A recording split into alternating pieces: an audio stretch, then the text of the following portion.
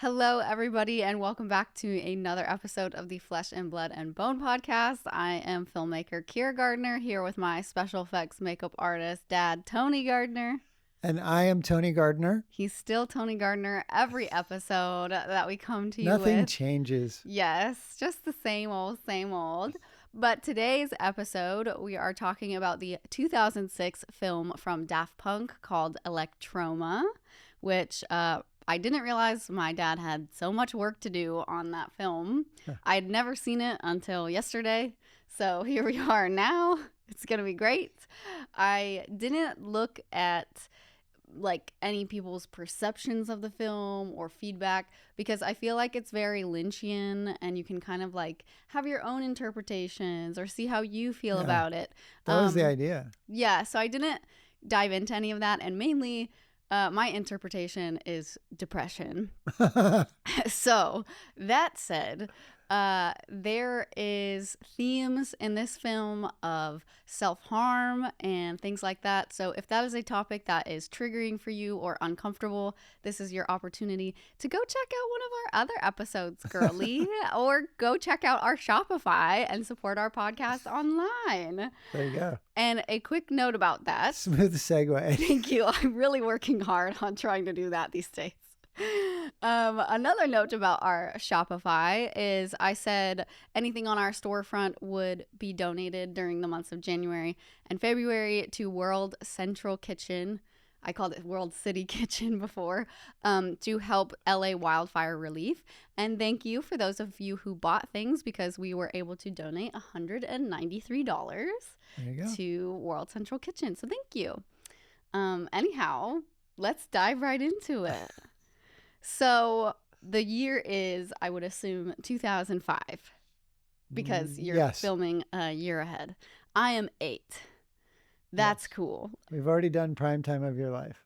We already shot Prime Time of Your Life? Okay. So those of you who don't know, my dad directed Prime Time of Your Life, which is the music video for the song of the same name on the Human After All album that came out in 2005, which would be the 20th anniversary of the album. Right. Lot of themes of unaliving. In what? In Daft Punk things. In Daft Punk's art. Okay, so the album Human After All, the whole idea was to go darker and be a little heavier. The masks lost their smiles and the screens went black. The clothes went black. We rented, actually Thomas bought an analog camera in New York, a video camera from a TV studio that I believe shot Sesame Street. I believe it was a Sesame Street camera. And it was so old it was damaged. And if you moved it too fast, light would smear in it. But it had this grainy, gritty sort of feel to it, and color saturation was really easy to mess with. So the videos for Human After All were going to be Robot Rock, Technologic, Prime Time of Your Life, and Human After All. And we shot the first 3 and used that camera. Okay. In Robot Rock, there's a lot of movement and you can really see all the smearing. The other 2, there's that weird sort of retro 80s vibe. We talked about movies like Videodrome and stuff a lot. And when we started to shoot Human After All, we were going to do the same thing, use the same camera.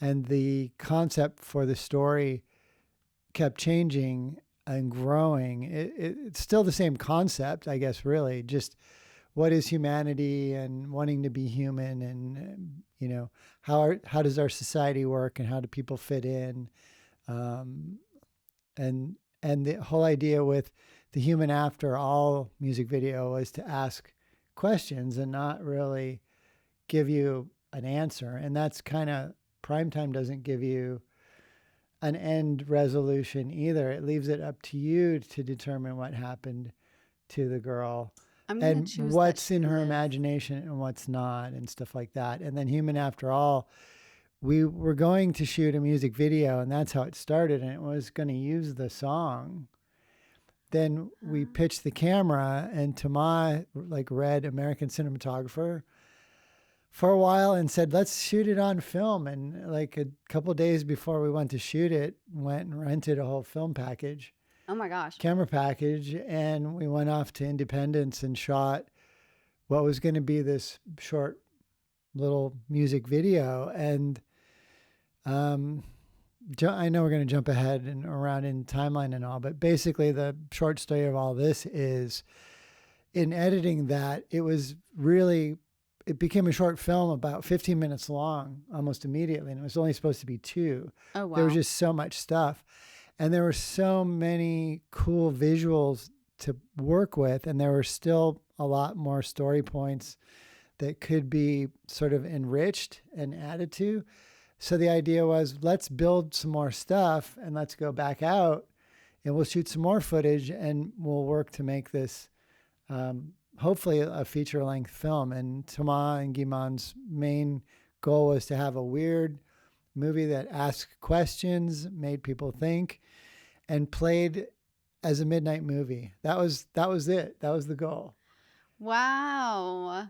So what did you guys originally shoot that first time you went out? Like what parts of that are in Electroma? I think like basically the nuts and bolts of it, the Car driving, the basic story pieces, yeah, and then a lot of other stuff was added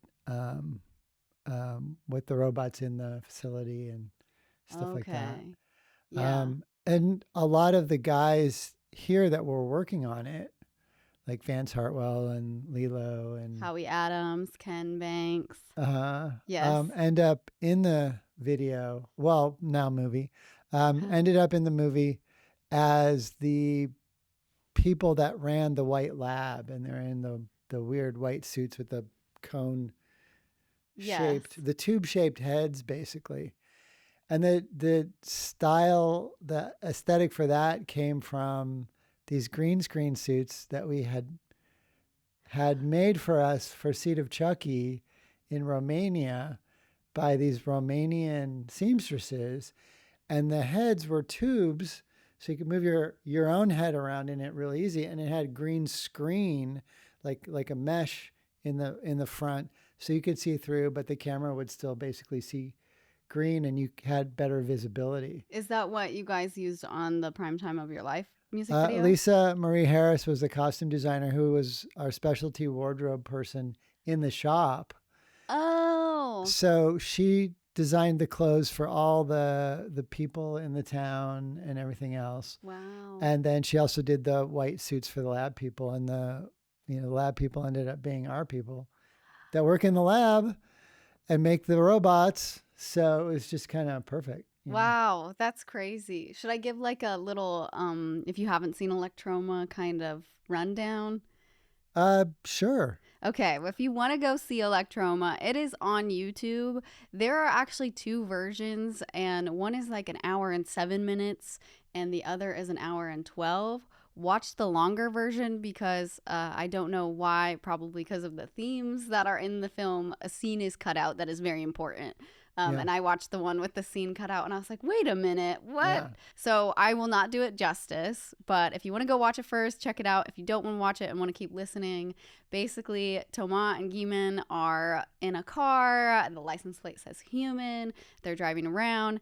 The world, this universe is all robots. Everybody looks like either Thomas or GMan. There's a wedding going on and it's all robots. Everybody in this town is robots. The kids, the babies. There's a baby robot in a stroller.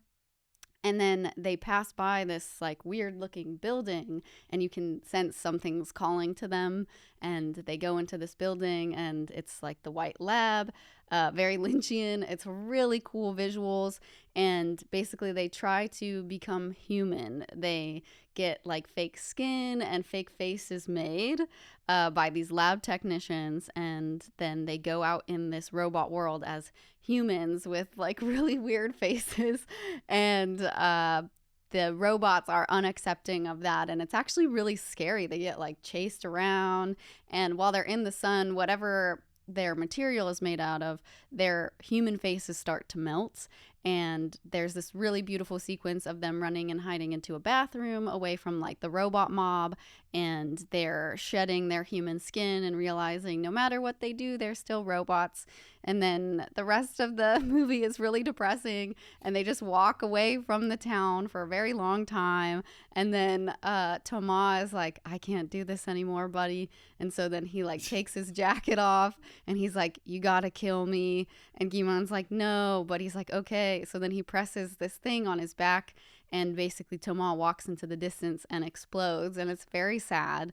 Then you see later Guy-Man like put together a little pile of his like ashes, and then he just keeps on walking but without his buddy. And then eventually he gets really tired too, and because he doesn't have somebody else to press the buttons on his back to unalive him, he takes off his helmet and he smashes it. And in smashing it, he kind of realizes that he can use part of the helmet to set himself on fire. So he sets himself on fire and then just walks into the distance. And that's the movie. There you go. And it's very sad. I was like, why am I watching this?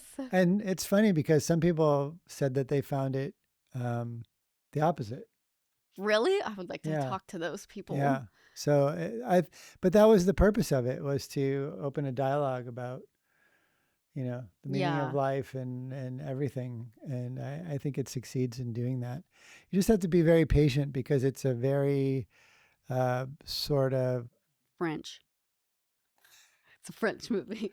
No, it's very sort of surrealistic, and it's interesting too because they don't have any of their own music in it. It's all about them being visual artists and making a statement visually and not using their own music to do any of that. And then they went and got music from other artists to use in the movie. There's no dialogue. So every time Kyra's talking about...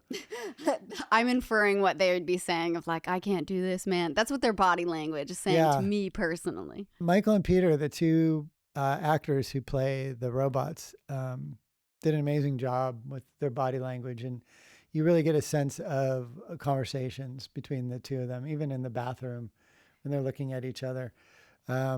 Just very strong. And a lot of that too is the choice in lighting and then the way it's edited. And Thomas was the cinematographer. I was about to say the cinematography as well. Like everything's a conversation through something. And after Thomas dies, it's almost like a live action movie. If there were dialogue, maybe you see a character gets killed and there'd be ringing in the ears of like, I can't believe this just happened. I can't believe what I just saw. And it's kind of blurry and the character's trying to figure it out. It's communicated the same way without dialogue and those audio like cues with this shot that's like somewhat blurry of Guy-Man's helmet. It's really cool. Yeah. And Cedric Hervé edited, and they all work together all the time and still do. And they're just... Cedric's sense of timing, everyone just complements each other so well, and I think it really came together exactly the way they wanted it to. Wow. So how much, like, to rewind a bit, you guys are going through the Human After All album, filming the music videos. This music video starts kind of turning into a movie. At what point are they like, hey, Tony, you have to create like 100 robot heads for this robot town? Well, I think it just kept growing, and it was very gradual. The whole idea, I think, started at Thomas' son would like to wear his helmet around, and I made a little vacuform one that he could run around in and not get himself hurt or hurt the helmet. Thomas said it'd be very unsettling to be sitting in the living room and have this little tiny robot like come running into the room. And we were all kind of in that mode about what's society and structure and the media and humanity and technology. And I think he built this idea about the two main characters going on this sort of journey together, and it started very simple, and as it kept going, we just kept adding more layers to it, and the workload grew, but it's like we knew in the very beginning um, most of what we needed to do, and it was really all about how to do it economically because there wasn't a lot of money to make this movie. It was all self-financed by them, and then Alterian pitched in. I mean, we all really contributed time or money or just passion for it. Yeah, Mr. Associate Producer. Yeah, well, it was the easiest way to say thanks for investing without, paying somebody. Yeah, yeah, that's true. So, Was it's that great. your first? It's a nice compliment. Was that your first associate producer credit? I don't think so. I think I've done it a few times. I thought you had before, but I was watching Electroma last night with my sister, and she was like, "Wow, Dad's first associate producer." I was like, "Girl, he started it way before that. I'm sure he got that Yeah. before then." Wild. And what there's so many questions about I have about their human faces, but just like a question that came to mind for any filmmakers trying to save resources and money and stuff. When you're dealing with stuff like this, like a mask or a helmet, and you have different people with different head sizes, did you just kind of cast people who could fit into it, or did you make different sizes? How did you save money? Well, for the adult people, we duplicated the 2 hero helmets exactly. Okay. But we created vacuform versions of them that were, based on that mask prototype that I'd made for Thomas' son, and figured out a way to make a front and back and be able to connect it together and have it still look clean, be able to metalize it and do the visor and all that. And so the background ones were all vacuform, lightweight, easy to put on and off. Lisa had made hoods and gloves for everybody to wear. So the hood held your ears and your hair down. So it was really easy to slide a mask or a helmet on and off, even if it was like a tight fit.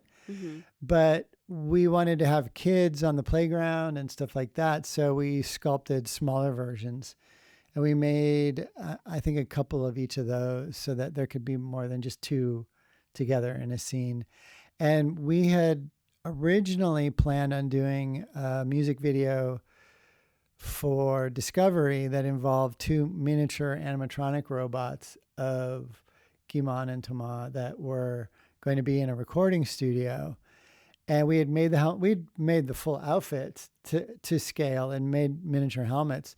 So those helmets became the heads for the babies in the strollers. So we already had those. That's nice. So we got to use them, which was great.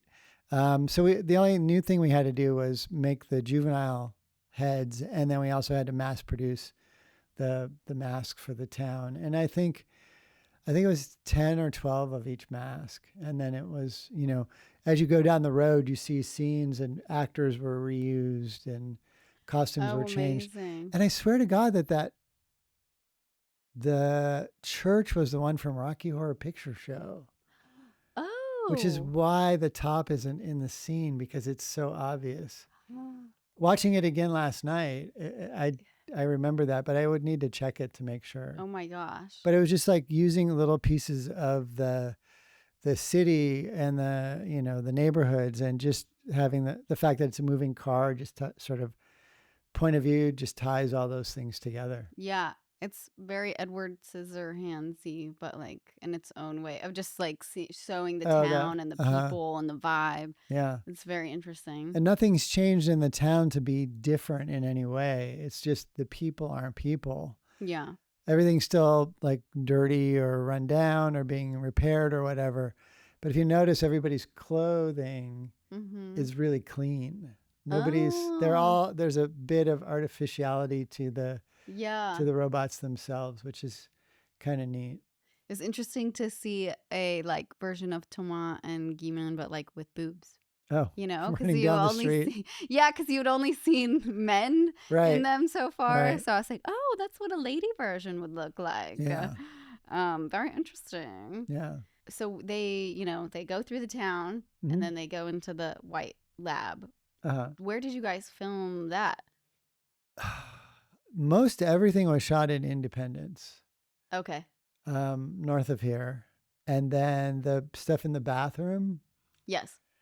we actually had another unit in this building, and it was our shop bathroom for the interiors. This shop or the shop prior? This shop, we actually had another couple units down on the other end, and we shot Primetime there and here. I know this one. And then we also did use the bathroom because it was a grungy unit. They are, yeah. And it was like, don't clean it, keep it this way because this is supposed to be like a rundown, Oh. like, you know, Oh, that's great gas too. station thing. So we actually made it a little bit dirtier. And then, Okay. you know, they came in and did the flickering lights and all that kind of Which stuff. was a great idea. Yeah. Well, that's also so great because there's so many moving parts in that scene of like their human faces melting by the time they're in the bathroom, and you're like, we're already at the shop. If we need anything, Yeah. we It can was just go. super easy to do. And we had multiple stages of, you know, the gelatin heads over top of the helmets. And then we also had the gelatin pieces that get thrown into the toilet and flush and all that. Yes. And like that big face that goes down the toilet, we actually really flushed it down the toilet. We're like, oh, please. You flushed a fake face down the toilet? But it's gelatin, and it was done so that it was really soft and it would dissolve in water. So like the fishes are okay? Yeah, it's Okay. food product. Oh, great. Yeah. Everybody But the thing wins. is it was gelatin is, well, if you make like Jello, you know, Horses. it's very soft and it dissolves in warm water. Oh. So it was like, okay, this is organic and it'll actually hopefully get sucked down and fold in on itself. And it Because did. it was just a sheet of the face, you know, and it worked great. I was actually wondering that. It was a great shot. I rewound it like 3 times. I was like, how did they do that? Yeah. You just flushed a toilet. It was really simple. Did you have It multiples? did itself. Yeah, it did itself. It's, you know, it was a paid actor. Yeah, we had multiples of everything. Okay. Especially all the gelatin stuff, because once you start to melt it, You only get you one can't shot. repair it. So once it goes, it goes. Yeah. And that's all stuff that we had learned on the blob, where if you mix it with a lighter bloom and more water, you can make it softer. It's got more water, so it's heavier, but you can make it do cool stuff. And then we were also putting slime over top of everything. We had slime that was tinted the same color as the gelatin, so we could get some drips, but we could still control the shape of what was happening in the bathroom. And then like the scenes prior to that where they're out in the sun, we actually sculpted masks that were dripping, but those were cast in foam latex so that they would be lighter. Oh. And you could move and walk around It's in them. foam. Yeah. I just assume everything's silicone. Nope. Nerp. So 20 then years ago. Yeah, Not so much. too many years ago. No way, girly. Also, what budget? Yeah. Wow. So when they first are like in the white lab and they're like, "Hey, girly, make me a human," and now I know it's Ken and Lilo, I think. And It's all 4 of them. yeah, and Howie Adams, who You could tell like the spatula. I'd swear to God that's Ken, because it's just it's so this funny. guy's has done this a few hundred times. Yes, Ken Banks. He does so many of the life casts here at the shop. He's done my life cast countless times. He also does amazing teeth. Also, shout out to Ken because he makes amazing sculpting tools, and we'll link his like website for And eyeballs. tools. Yes, and eyeballs in the description of our YouTube video.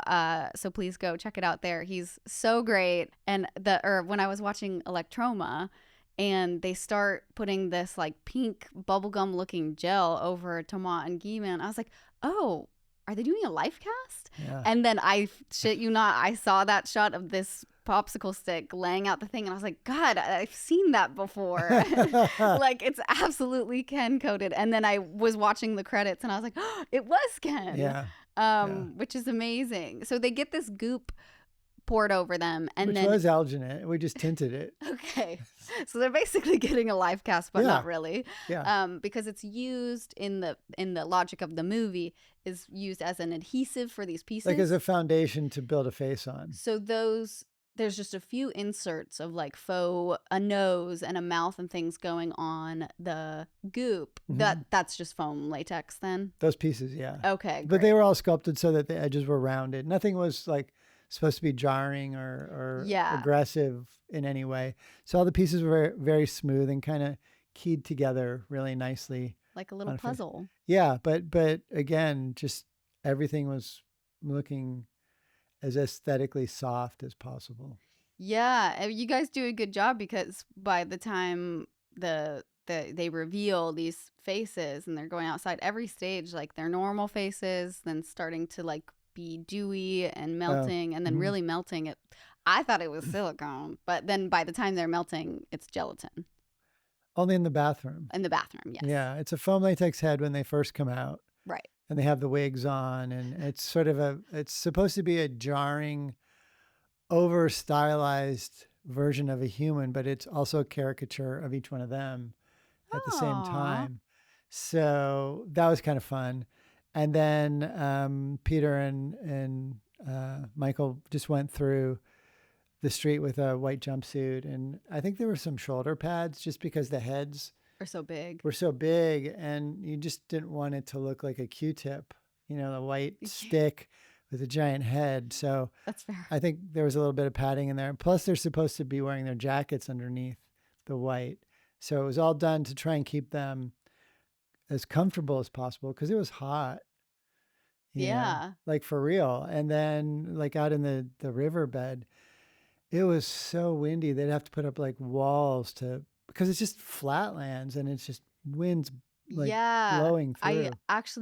I did watch one behind the scenes video of them when Guy-Man is lighting his hand on fire at first. And Oh, all I could hear was the wind, and there's flags put up which are yeah. like these big black things to block light, but you can also use it to block wind, and they're just desperately trying to like light it on fire. Yeah. And the wind was blowing so hard. And it's like you couldn't see a Awful. lot of stuff too. But even for like when Tama explodes, it's like boom, and then the wind, like the smoke should have lasted longer, but it kind of went boom, and then like blew Oh. away. But in slow motion, you didn't really notice it, Yeah. and it has this weird otherworldly effect because it's like the elements are almost being manipulated in a weird way. Oh, some Because you don't hear supernatural. any wind, but you see something weird happening. Oh, that's true, actually. And that's what kind of made a lot of the stuff with the flames really cool too. Yeah, which is interesting that I know we're there's, jumping around all over the place. but if you saw the movie, it makes sense. And if you didn't, well, we hope you stay with us. Yeah, they use this image of flames throughout the whole movie, and then it's like you get to see what it is at the end, Mhm. which is just schema on fire, and you're like, what's the point of living anymore? Life's hard, and then you set yourself on fire. So, but anyhow, on But that he's note, not alive because he's a robot. So uh, that's part of the whole but thing. like, is he gonna You're humanizing. die because he's on fire? We don't know. You're eventually gonna melt, even if you're just a robot. Well, if you base it on the way that the hand looks, you would assume so. Yes. Yeah. Going backwards a little bit to the style of the human heads. It's a characterized version of the guys themselves. Was Uh-huh. there any like rounds of make the eyes blue or brown or anything, or did you guys kind of have free No, range? I think we all just kind of did our stuff, and it was collaborative the whole way through. So I don't recall anything being like a major issue. We just kept plodding along with everything. I think Carol Koch sculpted one of them, and I'm not sure who sculpted the other one. Okay. But it was a pretty smooth process. Rad. And then when you got to the bathroom and they had to like be ripping, kind of like grabbing it off their face and it's still melting.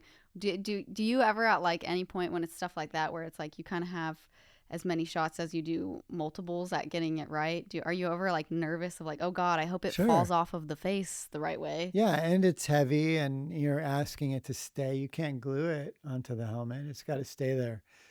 And then somebody has to perform inside that and get the movements, and the lighting has to be right at the same time. So you just need multiples just as a safety net in Yeah. general with any of that stuff. Yeah. And the body that exploded, I think we had two or Mannequins. Yeah, we did those out of rigid foam. We actually talked to the manufacturer and asked them to manufacture it minus fire retardant so that we could get more of an explosion out of it.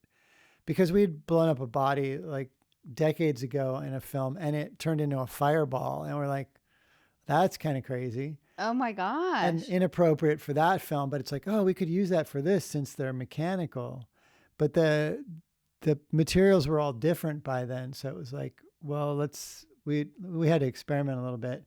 And we ended up tinting all of the polyfoam black so that as the pieces blew up, you could see them. And then also, since his character was black, everything had a cohesive feel to it. And the helmet itself was black rigid foam as well. And then we had it metallized Oh, so that everything that blew apart was soft and wasn't going to hurt somebody if it blew, wrong or something happened. sure. Because it's blown up with basically with explosives, and the body was staked into the lake bed on these little short wooden rods that were I want to say almost like balsa wood, very fragile themselves, so that everything was ultimately very soft. And then when they filmed it, the camera was basically abandoned and everybody was behind Yes. protective As you should shoot barriers. explosions or Yeah.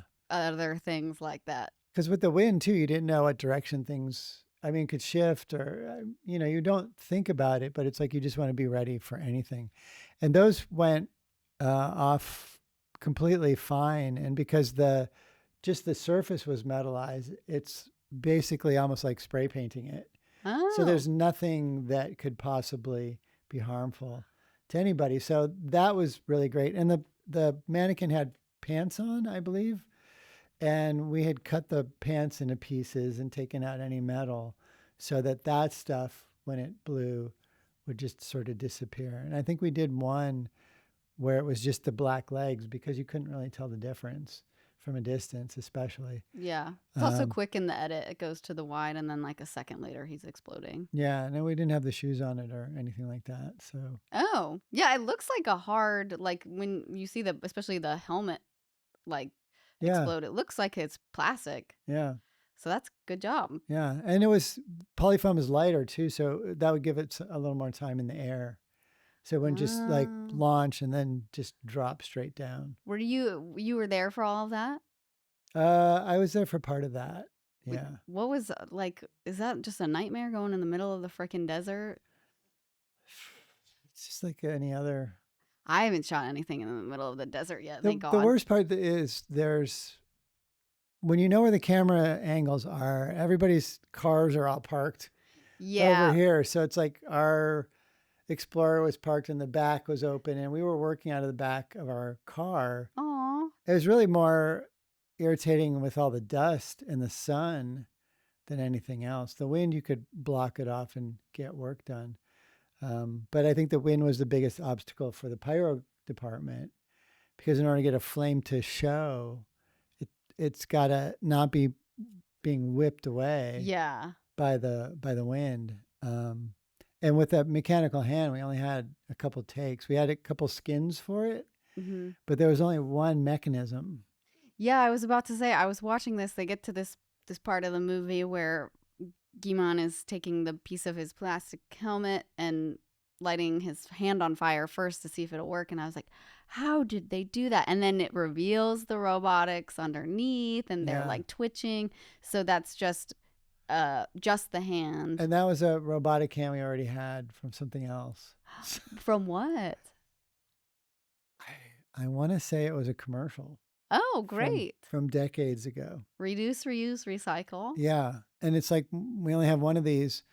Let's make sure we get it right. But we sculpted a glove hand over it to match what the actors wear, but we made it without any joints Okay. in the fingers. Everything was really smooth because the whole idea was they're human shape, but they're not human detailed. Okay. Like when Tomat takes his jacket off, if you Yeah. look at his silhouette, every shape is softened. He's actually wearing a padded suit underneath the super spandex black suit. Oh. And the black suit was all one piece so that there were no seams where the arms connected to the body. So it was like a giant wetsuit with hands that he'd put on, and you couldn't take the gloves off to relax. Oh. But only for this one scene where he takes his jacket off and then walks and blows himself up. But there was the padding that sort of eliminated any muscle shapes and also gave us a little more depth to his back because we did a faux panel on him that had a lid that you could lift, undo the locks and open and pull the switch. And then we had a fake section of his back that had all that stuff with actual deeper depth to it. Oh, I see. So that you could go from a wide shot to a close up and have it look like there wasn't a person in it. And it wasn't a person shaped. And then when Guy-Man takes his helmet or his jacket off, he's got the same padded back piece from the waist up underneath his outfit. And then when he takes his head off, that was really the big debate, was once the helmet comes off, what is the robot underneath and how do we present that? And once we figure that out, how does the person wearing it see in order to perform? Yeah, how did you decide on the flat green with all the hardware on it? Tamara referenced the original Westworld. What? And Yul Brynner's face comes off in that, and it's a very flat face inside. But we didn't want to do eyes, and we didn't want to do teeth or anything that tied it to a human being because there was no reason to. So we had they're actually pieces of pulleys for radio control rigs. And we took Lilo and I were really into the circuit board idea, and Tamara was really into flat. So I'm like, oh, that's great. This is all going down the same road. And we put that together, and then we were just pulling hardware from the shop. Here's a transistor. Here's a little piece of electronics. Here's this. And we took those radio pieces, the discs, and we used them as eyes. We made them asymmetrical. One's bigger than the other. And then we pushed one a little closer to the center. So there was no sense of like binary vision, but the one furthest to the right, we kept both of them open, but he could actually see more like for real. And then we designed the headpiece as a skull cap with a fiberglass shell over it. And then that was covered with the same spandex that the body was, so that it kicked light the same way. And then the front plate actually came off. Oh, cool. So he didn't have to wear it other than when he was shooting. I see. Which was great. But it was lightweight. And I think once we figured out the design, we printed it out. I think we just color Xeroxed it, and then went in and added paint, like silver paint, and then the little hardware pieces to that to make the panel. And it's designed to sort of taper towards the front. So from certain angles, it should look like it fits inside the helmet. Oh, okay. And from the front, it's cheated and it's completely believable. I bought it. But there's probably one or two angles where you're seeing it turned a little too, 3/4, and you can actually see it's like a funnel. It's like a lampshade. It starts behind his head and gets wider, and it ends right in front of his nose. But still, that's bigger than the actual character's helmet. Wild. So, was there a reason for the green? Just because that's old circuit board. Yeah, I remember that one time I was editing that other documentary and I dropped my hard drive like an idiot. Oh, And so then I sent it to like basically NASA to try and retrieve my data, and it didn't work, and I screwed everything up for like 3 months of work. But anyhow, after that I was like, fuck this thing, and I broke it because it was useless anyhow. And inside even hard drives, it's that green color, and that's what it reminded me of too, was inside of a hard drive. And we were trying to go retro with the whole aesthetic, and the original Westworld was as retro as it gets. Oh my gosh, there's a Westworld before Westworld? Yes, there's been, yes. Oh. There's a movie. It's a movie. Yeah. And then the show. Oops. Yeah. I see. Oops.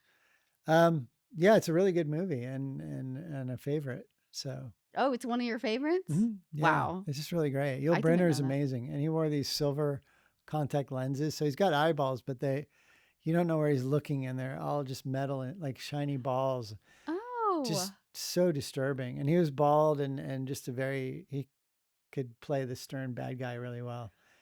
So Who is he? I've only seen the first 3 episodes of the TV show. oh, So okay. who's he supposed to be?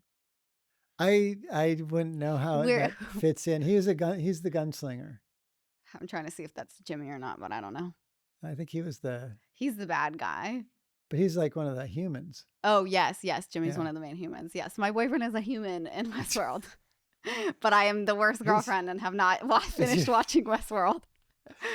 He's human after all. He's human after all. If you're listening to this, babe, you're so human after all. Yes. Wow, that's really interesting. And so, obviously, to bring it back to the hand that's on fire, it went well. It went fine, and Tomas figured out a way to frame the actor in front of it, so that we're looking over the actor's shoulder at the hand moving while it's burning, and he's like twitching it and looking at it, and tied it into the scene really well, and there was nothing to worry about as far as safety issues there. And then, I mean, there's also the scene where they actually douse him with yeah, fluid, and they set his hand on fire. But there was the big walk in the very end was a actual fire stunt performer. yeah. And that was pretty amazing. Did you see that in person? Yeah. So I know it's in slow motion, but that guy probably had to It's walk for a still, long yeah. time. Yeah. How was he not like, I'm going to I need to roll on the ground right now? Because he was moving forward and the flames were always being pushed behind him. So that makes it a little less So as long as he hot. kept moving, he felt like he could really go a distance. Oh my God, were you all just like on edge the whole time? Yeah. And then it's scary. And it's at nighttime. Right. Oh my gosh. So then what happens once they call cut? Somebody just Well, runs he in? gets to a certain point. Either they'll call cut and he's made it the distance that they need, or there's a mark predetermined. And when he gets to that, he'll fall. And when he falls, everybody knows that's when you go in to extinguish him. it. Wow. He's a big trooper, that guy. He did it. Yeah, I swear it was one take, because it was a whole sunset, trying to get the light right to make the whole thing work. And it went great. Yeah, it's a long take and sad, and he's still keeping that same walk he's had the whole movie. Yeah. But if you watch it in real time, he's moving faster. Oh, he's like, ah! And the flames are, staying behind him because of that. But then when they slow it down and he's got this slower walk, the flames have a lot more drama, and you can really see them because of the speed that he was moving. I see. In regular time. A real professional. Yeah. Yeah. Really figured it out and made it really a great way to end the whole thing. Yeah. Even though it's sad. Yeah. What's your interpretation of this movie? If you have one. I think that Electroma and Prime Time of Your Life are all about what does it mean to be human, what influences us in our humanity, and with Human After All specifically, where does technology and humanity meet, or where do they end? Where do they merge? Is that possible? What is life really? And I think ultimately it's supposed to be that question. What is life? Yeah. Because you're interpreting dialogue into scenes where there's literally nothing. And so many people have told me the same thing. So it's like they achieve what they set out to do, which was to present these questions to the audience to make you think and decide things for yourself. It's crazy that this is 2006 and now we're in 2025, almost 20 years from when this movie came out. And we're probably closer to that with this advanced technology and robots and AI and all this stuff. It's crazy. Yeah. We're just getting closer and closer to sad robots. They go into the desert and try and unalive themselves. Right. Yes. And do you think that Guy-Man lives? I don't know. I'm going to say no. I don't know. That's a no from me. We all were curious after we shot this if that was going to be the end of the robots. Back then. Yeah, like if they were going to cease to exist doing this anymore, because it seemed very personal and, it's an extension of who they are. So we were all really wondering, are we done making robots? Yeah.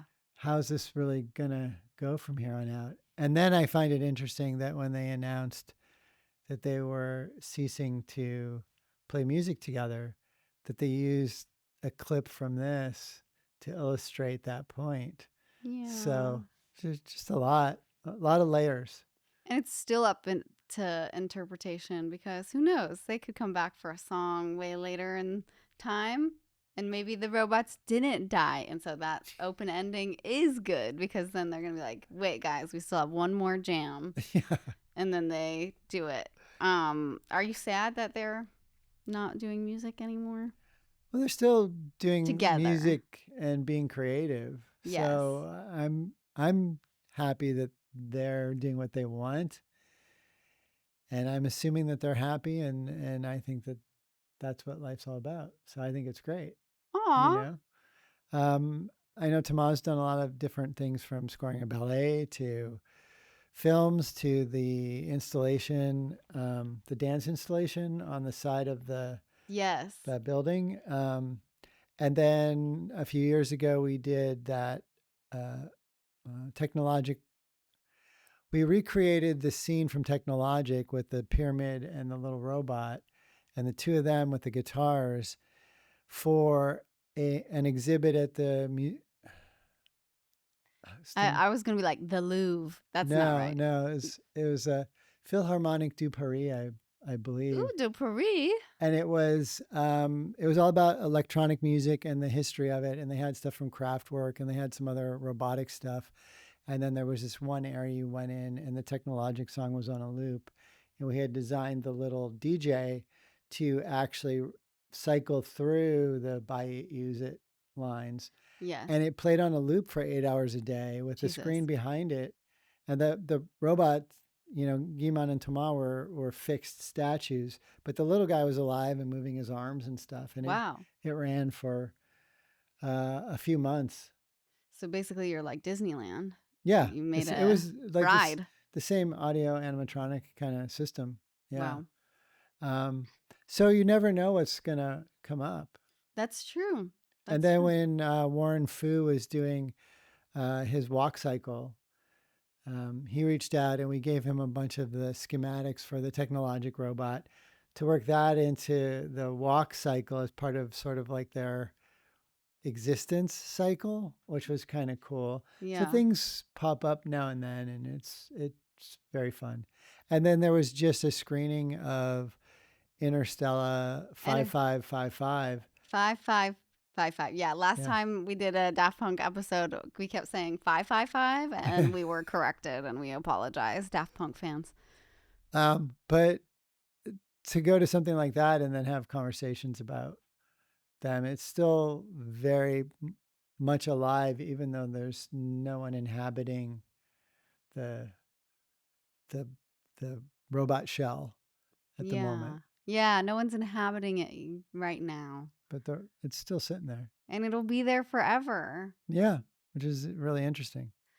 Wow. And this was a 2-year plan originally. I just found a bunch of our original correspondents. Oh. Where we first reached out to them, and they're like, we need to think about this a little bit more for designs because we want to wear these for like at least like the next 2 years. Wow. And here it is 20 some years later. So it worked. Yeah, it really worked. Now, something that I remember from my childhood, when this was happening, when you guys were making Electroma, and I was waiting for it to show up in the movie the entire time, and then it didn't. You guys made silver and gold helmets of the human forms that Guy-Man and Thomas take on, and I was like, where the fuck are those robots? We just made those for fun. Oh my God, my whole childhood is a lie. No, we made them. I'm so confused. We made those as wall art pieces for them for their office. Oh, this makes so much sense now. I was like, maybe it gave me false hope because I was like, Oh, maybe the robots saw what they did and they were like, yeah, change could be good. And then we like cut back to the robot town and they're all like human shaped robots. So it's like a no. happy ending. So then I think that's why I'm like more depressed because then it was just Oh, like you had extra. expectations. I had expectations that I was really let down. Like everybody Got just it. dies. So No, that was just us doing it for. oh, that's okay. I'm glad Yeah. we clarified that. That's good. Yeah. I don't Is there anything else you want to talk about from this experience? I think the one really nice thing about this experience was the fact that it was so collaborative from the beginning. But I mean, all of our relationships have always been very collaborative. To them walking in with the sketches from Alex and Martine saying this is what we want to do and messing around with that. I mean, it was always like, pushing and pulling at things together to figure stuff out. And I felt that no matter how big the circle got, even when it involved a crew of people making a feature film, it was still that same collaborative mindset with That's so good. everybody. And it made it so easy to do. And everybody was a part of the puzzle, but everybody was also a contributor to the end product. And I think that it really makes a difference. And I thought that they, for the first time ever doing a film, ran an amazing Aww. set and set a great example, even though they were trying to hide themselves on set while it was happening. So no one was getting pictures of them with like back, some of the behind the scenes stuff and all that. And I felt like there was just respect across the board between everybody, and their privacy was respected and everyone's professionalism. It all came together so nicely. And to see it actually become exactly what they wanted it to be That's was so super cool. rewarding for all of us. I mean, it premiered at the Cannes Film Festival at the Directors Fortnight in Paris. So not many of us were able to go, but it was really exciting still to hear about it. We all felt like we were part of that experience, and they and Paul Hahn and everybody else in their organization made sure to share all that info and let everybody know what was going on and how it was doing. That's really So, nice. yeah. And then it played in theaters in France for like a year or something, or that year. At least 6 months. Yeah. Yeah. I think the goal is just to get a couple of midnight shows, and if people want to get hot wasted and go see a movie, here's a good one for you. Here's a good one for you to be real sad And or then happy. And then over time, it's just sort of picked up a cult following because a couple of the reviewers, when it screened over there for the first time at the film festival, walked out. And they were comparing it to a movie called Bad Bunny and a couple other things. And I guess there's some long stretches in that.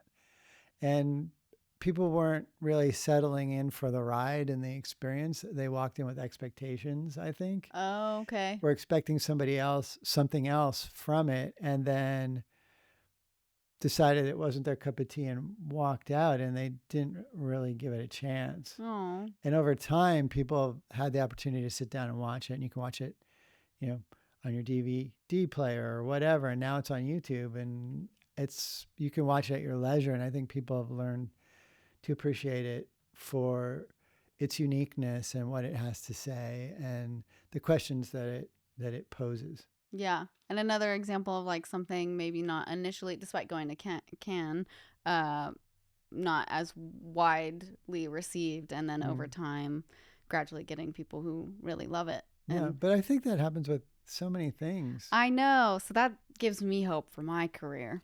I'm going to hold on to that. Like even a lot of things that are considered classics now were Right. failures when they came out. Yeah. I mean, those were literally financial failures. There was no financial anything riding on Electroma. It was just self-created because of them. And then it played, it had its air date, and that was the culmination. That was the goal. Yeah. And then from there, more came from it over time.